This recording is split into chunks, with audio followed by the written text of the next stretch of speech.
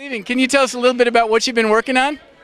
Well, it's in the 110 days since I've left office, I've set up a risk advisory firm on security with a number of former senior officials like Michael Hayden, and we're out trying to help the private sector manage its risks.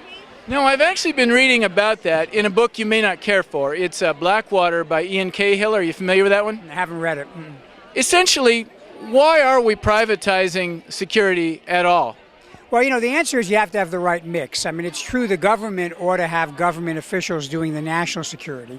But if you realize that most of the private assets, most of the economy is in private hands, whether it's hotels or infrastructure, the private sector has to take responsibility for its own security. You don't want to have government agents patrolling chemical plants or hotels. And so part of what we need to do is get the private sector to step up to the responsibility for taking care of its own assets. Okay, so this is more private sector security for private sector issues rather than things like the Blackwater paid soldiers that are in Iraq. No, exactly right. This is not about doing government jobs with private contractors. This is about the private sector living up to the responsibility to manage and protect its own assets and employees.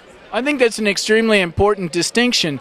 And do you have any greater latitude than another company would have in terms of protecting your clients? That is, are the rules different for private security than for me if I were trying to protect my house? Well, no, in a sense, it's the same principle. I mean, obviously, most private companies have more assets, but they also have more responsibility. They've got to worry about their employees, whether it's a pandemic flu or the possibility of a terrorist attack or a natural disaster. They've got to make sure that in the event of a disaster, they can take care of the people who work there, they can take care of the equipment, they can resume operations that people depend upon.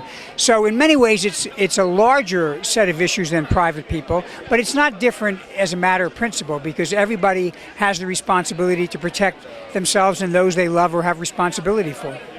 And what is the name of your new company that you've just formed, and how might people contact you? Well, it's Chertoff Group, with my name obviously being the name Chertoff, and we're reachable at chertoffgroup.com. Michael Chertoff, thank you so much for your time today. I'm Coffee Brown for Talk Radio News.